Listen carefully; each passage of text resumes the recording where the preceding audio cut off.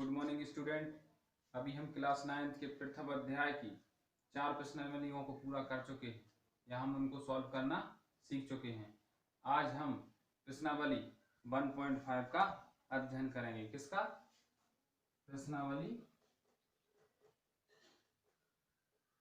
1.5 या 5वीं प्रश्नावली या 1.5 का अध्ययन करेंगे, जिसमें हमें क्या पढ़ना है? वास्तविक संख्याओं पर संक्रियाएं। क्या पढ़ना है? वास्तविक संख्याओं पर वास्तविक संख्याओं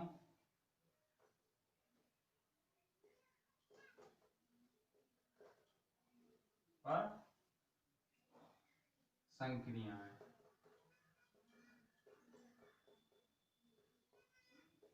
ये हमारा टॉपिक है। इसी के बेस पर हमें पूरी प्रश्नावली सॉल्व करना है। संक्रियाओं से समझ में आता होगा कि हमें इस पे जब हम किन्हीं भी दो परिमेय संख्याएं या दो अपरिमेय संख्याएं, परिमेय या अपरिमेय संख्याएं, इनको जोड़ें, घटाएं, गुणा करें या भाग करें तो हमें क्या प्राप्त होता है। तो ये हमारी संक्रियाएं होंगी और यही हमें सीखना है। तो सीधी सी बात है, वास्तविक संख्याएं क्या होती हैं? परिमेय और अपरिमेय संख्याएं दोनों मिलकर वास्तविक संख्या कहलाती हैं। तो अगर हम परिमेय संख्याओं की बात करें तो परिमेय संख्याओं में जब हम दो परिमेय संख्याओं को जोड़ें, जैसे 2 एक परिमेय संख्या है, 3 एक परिमेय संख्या है, हमेशा उत्तर क्या मिलेगा? परिमेय संख्या ही मिलेगा। 2 और 3 का गुणा करें तो अब भी है परिमेय संख्या ही मिलेगा। या हम 10 में 5 का भाग दें तब भी हमें परिमेय संख्या ही मिलेगा। तो हमें क्या इससे क्या समझ में आता है कि जब भी जैसे हम 10 में से 5 घटाएं तब भी हमें 5 मिल रहा है, ये भी परिमेय संख्या प्राप्त हो रही है। तो परिमेय संख्याओं जब भी हम दो परिमेय संख्याओं का जोड़, गुणा, भाग या घटाना करते हैं तो हमें परिमेय संख्या ही प्राप्त होती है। लेकिन जब हम बात करते हैं किसकी? अपरिमेय संख्याओं की। अब वास्तविक संख्याओं में परिमेय तो हो गई, हमने समझ लिया। अपरिमेय संख्या भी होती हैं, उनको तो थोड़ा छोड़ सकते हैं। तो जब भी दो परिमेय संख्याओं को अगर हम जोड़ेंगे तो हमें क्या हमेशा, जब भी हम दो परिमेय संख्याओं को जोड़ेंगे तो हमेशा क्या प्राप्त होगा? परिमेय संख्या ही प्राप्त होगी। जैसे √2 क्या है? एक परिमेय संख्या है। और √3 ये क्या है? ये भी एक परिमेय संख्या है। इसको जोड़ेंगे तो हमारे उत्तर इसी रूप में लिखा रहेगा और यही हमारा आंसर होगा। अब अगर हम इनको घटाएं तब भी यही रहेगा, √2 माइनस √3, तब भी हमारा उत्तर यही रहेगा। इसका मतलब क्या है कि जब भी किन्हीं दो परिमेय संख्याओं को अपरिमेय संख्याओं जब भी किन्हीं दो अपरिमेय संख्याओं को जोड़ते हैं तो हमें सदा अपरिमेय संख्या ही प्राप्त होती है। और जब भी हम दो अपरिमेय संख्याओं को घटाते हैं तो भी हमें अपरिमेय संख्या ही प्राप्त होती है। लेकिन भाग और गुणा की स्थिति में कभी अपरिमेय प्राप्त होगी तो कभी परिमेय प्राप्त होगी। कैसे देखते हैं? जैसे हम √2 का गुणा करें किसमें? √2 में, तो हमें क्या मिलेगा? 2 क्या है? एक परिमेय संख्या है। वहीं हम √2 का गुणा करें √3 में तो हमें क्या मिलेगा? √6 मिलेगा। इससे क्या प्राप्त हुआ? हमें एक अपरिमेय संख्या प्राप्त हुई। और अगर हम इसी तरह भाग करें कि 2√2 में √2 का भाग दें तो हमें क्या मिलेगा? √2 से √2 कट गया, हमें क्या मिला? एक परिमेय संख्या मिली। और अगर हम √2 में √3 का भाग दें तो हमें क्या मिलेगा? यही हमारा उत्तर हो जाएगा, क्योंकि ये नहीं कटेगा तो हमें ये अपरिमेय संख्या प्राप्त हुई। तो इसका मतलब क्या है कि गुणा और भाग की संक्रिया में कभी हमें परिमेय संख्या प्राप्त होगी तो कभी अपरिमेय संख्या प्राप्त होगी। ठीक है, आया समझ में? तो इसी के आधार पे हम आगे अपनी प्रश्नावली सॉल्व कर रहे हैं। हम इसी के आधार पर सबसे पहले हम क्या दिए गए उदाहरणों को सॉल्व करेंगे, फिर प्रश्नावली के सवालों को भी सॉल्व करेंगे।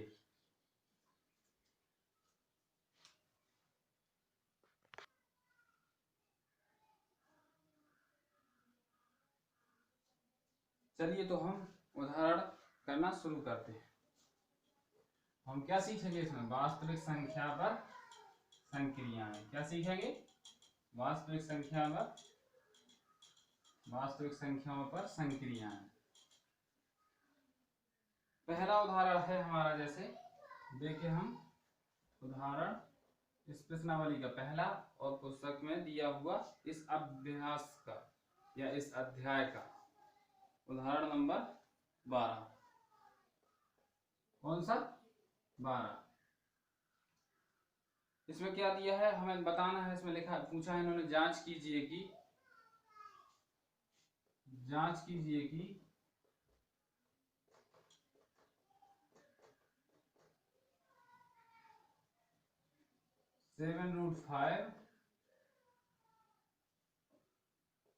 7/5 और √2 प्लस 21 और π-2 अपरिमेय संख्याएं हैं।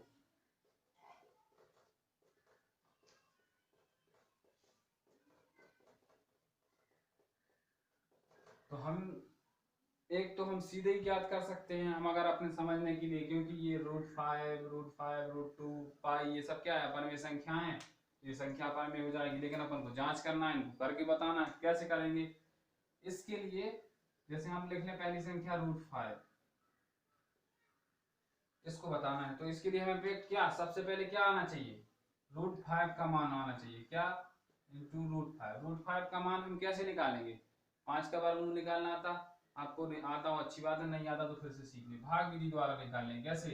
5 लिखा, यहाँ हम 6 जीरो लिख लेंगे दशमलव के बाद, इसको हमने दशमलव लगा दिया। 1 2 3 4 5 6। अब भाग विधि द्वारा हम इसको सॉल्व करेंगे, क्योंकि ये सॉल्व करना हम शुरू करेंगे तो हमें सन्निकट मान मिल जाता है। निकटतम 4 अंकों तक हम मान निकाल लेंगे और हम उस सवाल को सॉल्व करने के लिए हमें उतना पर्याप्त हो जाएगा। जैसे ही हम √5 का वर्गमूल निकालना शुरू करते हैं। कहां से? ऐसी संख्या ढूंढो जिसका गुणा करने पर 5 से ज्यादा ना हो जाए। ठीक है, क्या है? 2। हम 2 को यहां लिखेंगे और इसमें 2 का गुणा करेंगे तो कितना हो जाता है? 4। आता है सॉल्व करना? 2 यहाँ लिखा और 2 यहाँ लिखा। 2 का हमें कितनी बार पढ़ना है? 2 बार। 2 दूनी 4। 4 तो यहाँ लिख दिया हमने, 4 लिखा और इसको हम आगे बढ़ा देंगे। जैसे ही आगे बढ़ाया, कितना शेष बचा? 1 बचा। हमने 2 जीरो ले लिए। 2 जीरो जैसे ही हमने नीचे लिए, अब हम क्या करेंगे? इस 2 को इसमें जोड़ देंगे। ये हम प्लस कर देते हैं, जो संख्या होती है उसी को हम जोड़ देते हैं। ये कितना हो गया? 4। अब हमें ऐसी संख्या का, ये हमने जीरो नीचे लिए, कैसे लिए? क्योंकि ये दशमलव लगाए नहीं यहाँ, तब हमें ये जीरो मिलेंगे। जब हम यहाँ दशमलव लगा पाएंगे तब हम ये जीरो यहाँ लिख पाएंगे, नहीं दशमलव के बाद नहीं लिख पाएंगे। ठीक है, तो हमने 2 और 2 4 हो गया है। अब ऐसी संख्या का लिखनी है हमें कि जिसका गुणा करने, इस पूरी संख्या में जो हम लिखेंगे गुणा करने पर 100 से ज्यादा ना हो जाए। तो क्या लिखेंगे हम? 2 हम यहाँ भी लिख देंगे।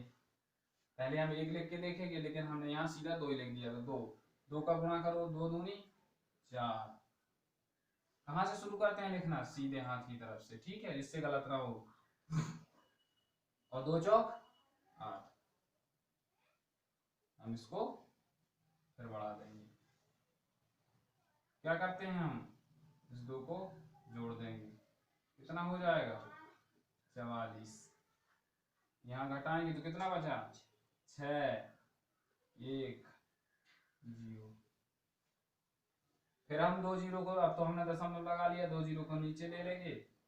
इसी बात ये है। फिर से हमें ऐसी संख्या का गुणा करना है, ऐसी संख्या ढूंढनी है कि जिसका गुणा करने पर 1600 से ज्यादा ना हो जाए और उसके निकटतम पहुंच जाए। तो कितनी बार जाएगा? अगर हम 444 का अगर यहाँ 1 रखे पहले, तो 1 बार तो 1 ही होगा। 2 बार 800 हो जाएगा। 3 बार तो हम 3 बार रखेंगे। 3 त्रिका 9। 3 चौक 12, 2 हासिल 1, 3 चौक 12 और 1 13, फिर प्लस में हम 3 कर लेंगे। ठीक है, तो इतना हमारा यहाँ होता रहेगा। और ये कितना होगा 4 4 6, यहाँ हम घटाएंगे तो कितना बचा 1 7 और यहाँ 2 और ये 0। इस प्रकार से हम आगे बढ़ते जाएंगे। अब हम यहाँ फिर से 2 जीरो रख लेंगे, क्योंकि 271 में 446 का भाग नहीं जाएगा। तो हम फिर क्या करेंगे, फिर से ऐसी संख्या ढूंढेंगे जिस संख्या का गुणा करने पर इस संख्या में से ज्यादा ना हो जाए। तो यहाँ हम 1 रखेंगे तो ये तो बहुत कम हो रहा, 2 रखेंगे तो भी कम हो रहा, 3 रखेंगे अगर तो भी कम हो रहा।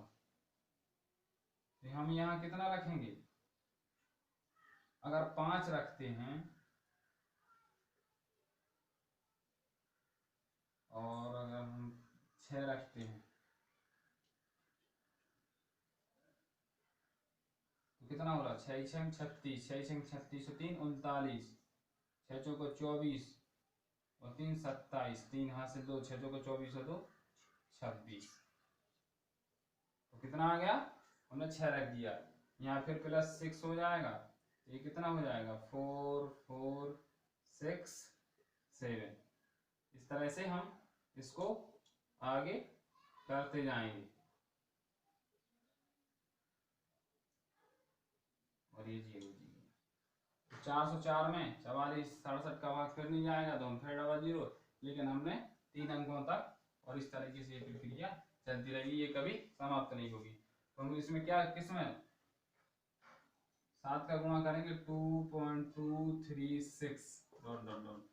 अब हमें क्या पता चला इससे, अगर हम गुणा करें किसी भी परिमेय संख्या का अपरिमेय संख्या में गुणा करते हैं तो क्या आता है, हमेशा अपरिमेय संख्या ही प्राप्त होती है।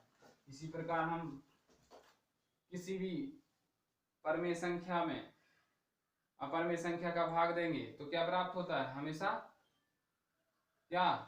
हमेशा अपरिमेय संख्या प्राप्त होगी। और किसी परिमेय संख्या में अपरिमेय संख्या जोड़ेंगे तो भी अपरिमेय संख्या होती है, और किसी परिमेय संख्या में से किसी अपरिमेय संख्या में से किसी परिमेय संख्या को घटाएंगे तो भी अपरिमेय संख्या प्राप्त होती है। इस तरीके से हम ये निकाल लेंगे और ये हम सीख लिए। ठीक है, अब हम आगे बढ़ते हैं अगले उदाहरण।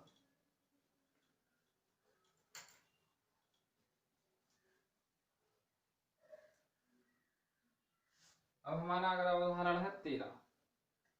कौन सा, 13।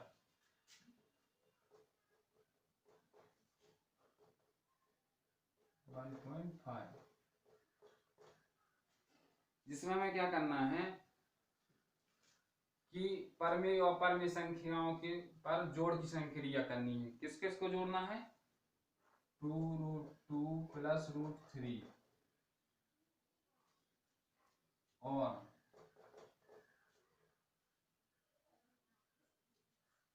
√2 माइनस 3√3 को जोड़िए, हमें जोड़ना है। तो सीधी सी बात है, हम क्या करेंगे 2√2 प्लस √3 और हमें जोड़ना है तो हम प्लस का निशान लगाएंगे, और √2 माइनस 3√3। तो जो समान परिमेय संख्या होंगी वो जुड़ जाएंगी, और जो समान होंगी वो घट जाएंगी। तो ये क्या, √2 भी समान है, तो ये कितना है 1 और 1 2, तो कितना हो गए 3, और √2 का √2 रहेगा प्लस। अब यहाँ चिन्ह प्लस का आएगा कि माइनस का, संख्या कौन सी बड़ी है, ये हम 1 लिखते नहीं है, तो ये कितना है 1 है, ये 3 है, तो घट जाएगी, तो कितना आ जाएगा 2√3। ये हमारा उत्तर हो जाएगा। ठीक है, इसको हम आसानी से कर सकते हैं। ये हमारा उदाहरण नंबर 13 सॉल्व हो गया। अब अगले उदाहरण पर चलते हैं। अभी हमने जोड़ किया, अब हम गुणा करते हैं। क्या, अभी हमने जोड़ किया, अब हम गुणा करेंगे।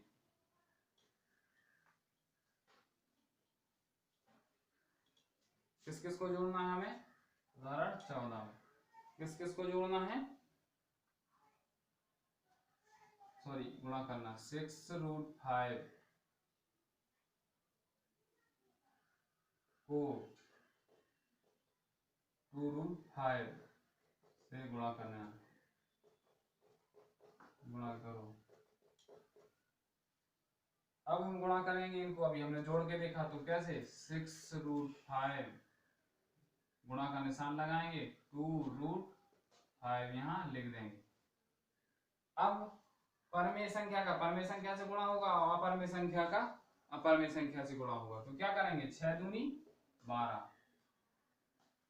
और जब परमेय संख्या और परमेय संख्या इसका गुणा कैसे हो जाएगा? ये रूट में चली जाएगी, 5 गुणे 5, 2 जोड़े बन जाएंगे। तो क्या आएगा उत्तर? जब 2 जोड़े बन गए, इसका क्या है? वर्गमूल। ये अंडर रूट में है और 2 जोड़े बन गए तो इसका वर्गमूल कितना हो जाएगा? 5। तो ये केवल एक 5 हम बाहर ले लेंगे, कितना होगा? 7। ये हमारा उत्तर हो जाएगा। ठीक है, तो ये हमने उदाहरण नंबर 14 करना सीख लिया। कैसे किया? परमेय संख्याओं का परमेय संख्याओं में गुणा करते हैं और अपरमेय संख्याओं का अपरमेय संख्याओं में हम गुणा करते हैं। ठीक है,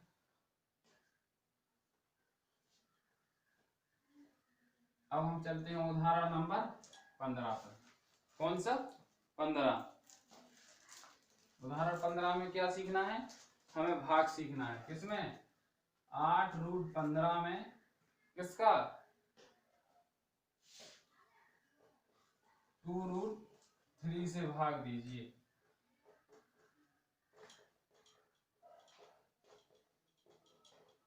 ठीक है, 8√15 को 2√3 से भाग देना है, तो क्या करेंगे? सिंपल सा, पहले तो हम भाग के रूप में लिख लेंगे। जैसे हम देते हैं, हमने भाग के रूप में लिख लिया। अब हम आगे बढ़ेंगे। कैसे बढ़ेंगे? अब देखो, 15 को ऐसा तोड़ो, क्या 15 को ऐसा तोड़ो कि जिसमें हमें अंडर रूट 3 मिल जाए। तो हम क्या करेंगे? 8 यहाँ √3 गुणे 5 हो जाएगा और यहाँ 2√3 है। अब यहाँ ये संख्या समान तो है नहीं, अगर समान होती तो वर्गमूल से बाहर आ जाती, अगर समान नहीं है तो हम इनको अंडर रूट में ही लिख देंगे। तो यहाँ क्या? 8 √3 गुणे √5। तो इनको हम इस तरह से अलग भी कर सकते हैं, हमने अलग भी कर दिया और हम यहाँ नीचे √3 लिख देंगे। तो अब देखो, हमें से सरल हो गया, बहुत ही आसान हो गया कि हम परमेय संख्या का परमेय में भाग देंगे और अपरमेय को अपरमेय से काट देंगे। तो हमने परमेय संख्या को 2 एकम 2 2 चौक 8 और अपरमेय से अपरमेय कट गई, तो उत्तर कितना आ गया हमारा? क्या क्या बचा? जो बचा हुआ हमारा उत्तर होगा, तो 4 बचा और √5 बचा। क्या बचा?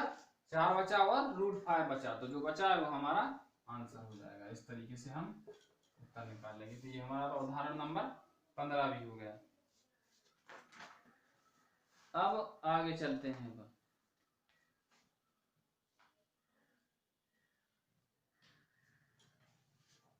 उदाहरण नंबर 16 की।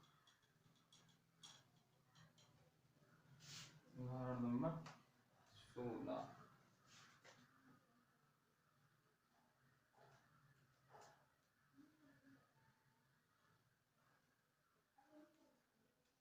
सोलह के पहले कुछ सब समीकरण दी हैं। सब समीकरण कक्षा 8 में पढ़ी होंगी। जैसे क्या? a प्लस बी का होल स्क्वायर क्या होता है? a square plus B square plus 2ab। ऐसे ही a square minus B square क्या होता है? a प्लस बी और a माइनस बी। ठीक है, तो इस तरीके से सर्व समीकरण दी हैं जो हमें आनी चाहिए, और कक्षा 8 में हम ये पढ़ चुके हैं। ये सिंपल सी साधारण सी सर्व समीकरण हैं और इसमें कुछ रूल्स लगे हैं कि अंडर रूट में a और b दो अलग अलग संख्याएं अंडर रूट में, तो उनको हम इस तरीके से अलग अलग रूट में लिख सकते हैं, under root a under root b। जैसे हमने अभी किया था कि अंडर रूट में 15 है, जैसे यहाँ 15 था हमने इनको क्या किया था कि अंडर रूट में 3 गुणे 5 कर दिया था, और हमने इसको क्या किया था अंडर रूट 3 और अंडर रूट 5 में कर दिया था। तो ये हम कर सकते हैं, ये सीधा सा लिखा, ठीक है। अब हम अपना क्या उदाहरण नंबर 16 करते हैं।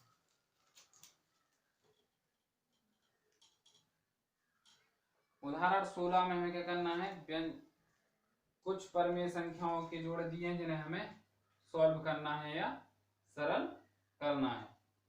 तो क्या है, सरल कीजिए। सरल करने का मतलब है कि या तो हमें गुणा करना होगा या भाग करना होगा या जोड़ करना होगा या घटाना करना होगा। चलिए करते हैं पहला सवाल 16 का। 5 प्लस रूट 7, इसका हमें सरलतम मान निकालना है। जो हमें ये सवाल दिया है इसका हमें सरलतम मान निकालना है। 5 प्लस रूट 7 और 2 प्लस रूट 5। जब दो संख्याएं अलग अलग ब्रैकेट में दी हो तो हमें कहा, अब हमें क्या समझ में आता है, ये अलग अलग ब्रैकेट में दी है, इसका मतलब यहाँ गुणा है। यहाँ जो दिखाई नहीं देता, यहाँ हम इसको ब्रैकेट को तोड़ेंगे तो हमें इनको गुणा करना पड़ेगा। तो हम कैसे करेंगे, पहले 5 का इस पूरे ब्रैकेट में गुणा करते हैं, फिर अंडर रूट 7 का इस पूरे ब्रैकेट में गुणा करने का चिन्ह सहित। तो हम शुरू करते हैं, क्या 5 का गुणा करेंगे किसमें, 2 प्लस रूट 5, और चिन्ह सहित करेंगे प्लस रूट 7 का गुणा काय में करेंगे 2 प्लस रूट 5। अब हम गुणा कर लेंगे, 5 का गुणा करेंगे 2 में तो कितना आएगा 10, प्लस 5 का रूट 5 में करेंगे तो क्या आ जाएगा रूट 5, 5 रूट 5, ये हमें परिमेय संख्या ही प्राप्त होगी। फिर प्लस रूट 7 का 2 में करेंगे तो क्या आ जाएगा रूट 2 रूट 7, और फिर रूट 7 का हम 5 में करेंगे तो रूट 5 और इंटू रूट 7 हमें प्राप्त हो जाएगा। और हम अब इनको और तरीके से सॉल्व करके देखेंगे तो ये आ जाएगा हमारा 10 प्लस 5 रूट 5, सॉरी 10 और 2 12 प्लस 5 रूट 5 प्लस 7 करना 35। ये हमारा आंसर हो जाएगा। तो आया समझ में कि हमें ये इस तरीके से मान निकालना है। ये हमारा आंसर होगा, इसको हम आसानी से लिख सभी। इसी तरीके से 3 सवाल और दिए हैं, वो भी सॉल्व करने हैं। तो यहाँ हम इस उदाहरण को यहीं समाप्त करते हैं। अब हम अगले उदाहरण की ओर चलते हैं, क्योंकि सब इसी तरह है, इससे कुछ भी अलग नहीं है। उदाहरण 17 थोड़ा सा अलग हो जाता है। क्या उदाहरण 17, इसमें हमें परिमेयीकरण करना सीखना है। अब बात आ जाती है कि जब परिमेयीकरण होता है, परिमेयीकरण पहली बात होता क्यों है। जैसे हमें यहाँ पहले लिखने सवाल 1/√2 के हर का परिमेयीकरण कीजिए। हम क्या पढ़ रहे हैं, वास्तविक संख्याओं पे संक्रियाएं। क्या पढ़ रहे हैं, वास्तविक संख्याओं पे संक्रियाएं। तो हमारी ये भी वास्तविक संख्या है, लेकिन अगर हम इसको, अगर वास्तविक संख्या को हम सही तरीके से निरूपित करना चाहें, उसको संख्या रेखा पर, तो हम 1/√2 को नहीं कर सकते ना। तो अब हम इसको क्या करेंगे कि इस संख्या को अगर हमें ऊपर पहुंच जाए तो √2 को हम आसानी से निरूपित कर सकते हैं, करेंगे। तो ये तो हमारी सिर्फ अकेली संख्या है। परिमेयीकरण 2 प्रकार से होता है, जब कभी परिमेय संख्याओं और अपरिमेय संख्याओं का जोड़ या गुणन में दिए रहेंगे, जोड़ या घटाना के फॉर्म में दिया रहेगा, तब हमें वहां चिन्ह परिवर्तित करना पड़ता है। यहाँ हमें एक ही अंक दिया है तो हम क्या करते हैं, हर का परिमेय जिसका भी करना हो, अंश का करना हो तो अंश का ऊपर नीचे गुणा करते हैं। अगर हर का लिखा है तो हर का कर देंगे। क्या करेंगे, हर का करना है, यहाँ विशेष ध्यान देना, हर का करना है तो हर का ऊपर नीचे गुणा कर देंगे। तो 1/√2 गुणे √2 गुणे √2, मतलब कि अगर जिसका पूछा है उसी का ऊपर नीचे गुणा कर देंगे। अकेले एक संख्या दी है तो, ये एक संख्या दी है तो ये आप उत्तर देख लो क्या हो जाएगा, √2 का √2 हो जाएगा, बटे में 2 आ जाएगा। अब हम ये हमारा हर का परिमेयकरण हो गया और ये हमारा उत्तर हो जाएगा। ठीक है, ये तो हो गई सीधी साधारण सी बात। अब हम अगला उदाहरण, अगर उदाहरण 18 देखें यहाँ, क्या अगर 18 देखें तो इसमें भी हमें क्या करना है, परिमेयकरण करना है। किसका? इसमें हमें 1/2 प्लस √3 का। एक तो यहाँ सिंगल था तो हमने सीधा ऊपर नीचे गुणा कर दिया। अब यहाँ हमें नीचे परिमेय संख्या और अपरिमेय संख्या का जोड़ा मिल गया, तो इसका हम परिमेयकरण किस प्रकार करेंगे। यहाँ एक बात विशेष ध्यान होता इसी प्रकार है कि हर का पूछा है तो हर का ऊपर नीचे गुणा कर देंगे, या परिमेयकरण पूछा है तो हर का ही करते हैं। अगर अंश का पूछा हो तो अंश का करना है तो अंश का स्पेशल तरीके से अंश ही पूछेगा। अगर यहाँ से इतना लिखा है कि इसका परिमेयकरण करो, इसका मतलब क्या है कि हमें हर का ही करना है। तो यहाँ एक विशेष बात ध्यान देने योग्य होती है, क्या कि जब भी हम इस जोड़े का परिमेयकरण करेंगे, इस जोड़े के साथ परिमेयकरण करेंगे तो यहाँ चिन्ह बदल के करें। जब भी गुणा करेंगे तो चिन्ह बदल के गुणा होता है। क्या यहाँ तो मैं सीधा कर दिया था अकेली थी संख्या, तो ध्यान से देखो, जैसे 1/2 प्लस √3 दिया है, गुणा करेंगे इसी का करेंगे गुणा, संख्याएं नहीं बदलेंगी लेकिन चिन्ह बदल जाएगा। तो यहाँ चिन्ह क्या आएगा, माइनस का, और यहाँ चिन्ह क्या आएगा, माइनस का। आए समझ में? तो यहाँ क्या समझने वाली बात क्या है कि जब भी जोड़े का परिमेयकरण करेंगे, जोड़े से परिमेयकरण करेंगे तो हमें यहाँ क्या चिन्ह परिवर्तित करके गुणा करना पड़ेगा। अब हम इसको आगे सॉल्व कर लेते हैं कि ऊपर तो 1 में गुणा होगा, इसका इस पूरे का 1 में गुणा होगा 1 में, तो ये सेम का सेम आ जाएगा, जैसा है वैसा, और नीचे इन दोनों का गुणा हो जाएगा। अब यहाँ एक बात और समझने वाली है कि हमने सर्वसमीकाएं पढ़ी हैं। सर्वसमीकाएं, अब यहाँ हमें एक सर्वसमीका लग रही है। क्या लग रही है? अगर हम इसको a मान लें, इसको b मान लें, तो ये क्या होगा, a प्लस b हो रहा, और इसको a मान लें, इसको b मान लें तो a माइनस b हो रहा। तो a plus b कोष्टक a minus b काय के बराबर होता है, काय के बराबर होता है, a square minus b square. क्या होता है, a square minus b square. तो ये क्या है, 2, तो 2 का स्क्वायर क्या है, 2 का स्क्वायर, और माइनस √3 का स्क्वायर। अब इसको हम आगे सॉल्व कर लेंगे।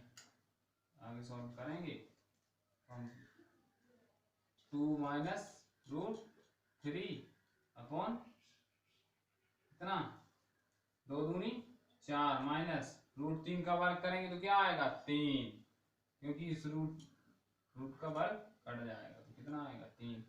ये कितना हो गया, उत्तर आ जाएगा 2√3/1। हम लिखते नहीं है, तो ये हमारा आंसर। ठीक है, आया समझ में? तो ये हमने परिमेयकरण करना सीख लिया है। किस प्रकार का परिमेयकरण है, हर का 2 प्रकार से होता है। एक तो सिंगल हर दिया हो, अकेला हर दिया हो, एक ही संख्या दी हो, चाहे जैसे एक ही अपरिमेय संख्या दी है तो हम उसका ऊपर नीचे सीधे गुणा कर देते हैं और उत्तर लिख देंगे। लेकिन अगर जोड़े में दी हो, जब हर में जोड़े में संख्या दी हो तो हम क्या करेंगे, उसका चिन्ह परिवर्तित करके ऊपर नीचे गुणा करेंगे और उसको सॉल्व कर देंगे, और ये हमारा अभिष्ट उत्तर हो जाएगा। ठीक है, तो ये हमारा उदाहरण नंबर 18 हो गया। अब इसी प्रकार 19 और 20 है, बिल्कुल सेम उदाहरण है, तो हम इनको ज्यादा टाइम ना देते हुए हम अब प्रश्नावली की ओर चलते हैं। क्या प्रश्नावली की ओर चलते हैं। वीडियो को ज्यादा लंबा ना करते हुए हम उदाहरणों को यही समाप्त करते हैं और अगले पार्ट में हम प्रश्नावली को सॉल्व करेंगे।